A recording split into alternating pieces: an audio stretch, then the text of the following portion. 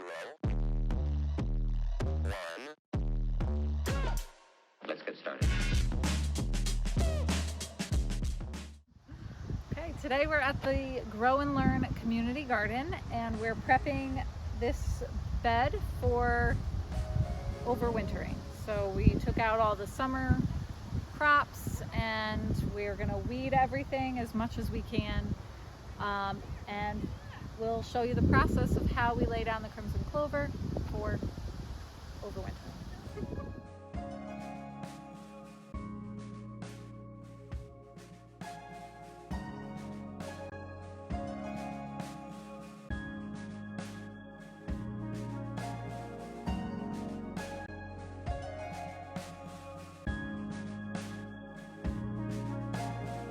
What did you find? I found lettuce growing in with the crabgrass. We are going to leave it and see how it grows amongst the clover. I think it'll grow okay. I'm using a broad fork, and the reason I'm using it is because there's a lot of weeds here, and to help loosen up the ground and get the weeds out easier, I'm just using the broad fork to help break up the soil a little bit, make it easier to pull those weeds out. If any of you have better ideas on how to get weeds out of the garden, please drop a comment below. We'd love to hear some of your ideas. Yeah, and it's hot, so I'm using this to help keep the heat a little. I'm not going as deep because I don't really care about tilling up the soil. I'm just kind of trying to get under the roots. The crabgrass, some of it, like this stuff, is like just regular grass at this point. It's really rooted in there, so I'll have to go really deep there and try to rip it out. But a lot of these weeds don't have very deep roots. Yeah. So they kind of just pop up easier. But yeah. Is that good, Katie? Mm-hmm.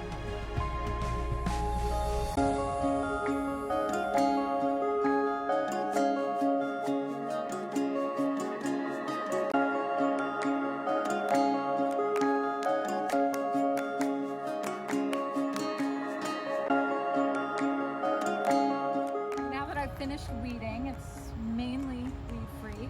I'm broad forking the soil, so I'm going to start here and work backwards, right? So I don't want to step on the soil that I'm tilling up.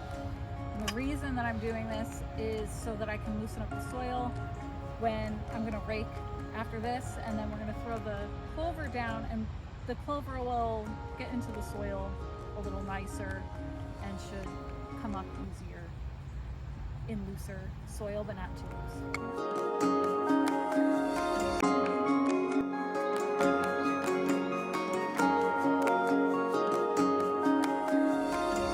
I am raking. I'm exhausted. I'm trying to kind of even out the soil because there's a lot of high spots and then low spots. So I want to rake it all out, get it all even as much as I can. And then we'll finally throw down the clover. And then we have to rake that in a little bit too.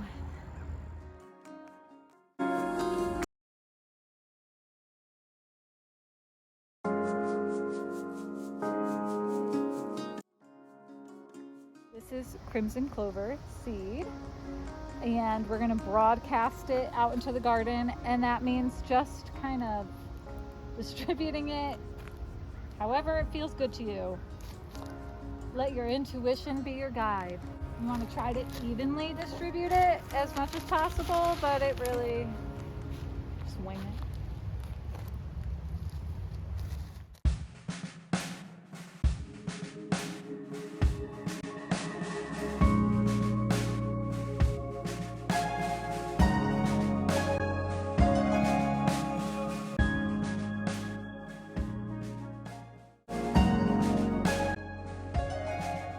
So you don't have to worry about thinning crimson clover, so you want to get a nice even distribution across your garden bed. Now I get to rake it again. Now I'm raking it in, and that's really about it. Just kind of raking it in. I'm not going aggressively. I don't really need to bury it.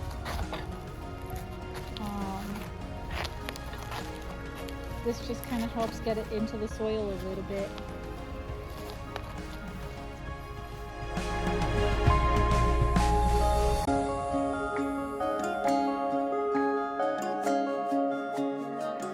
So now we're done raking, thank goodness.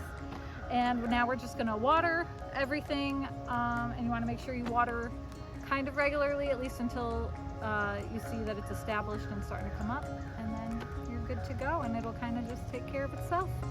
And then you'll have good soil in the spring. Woo!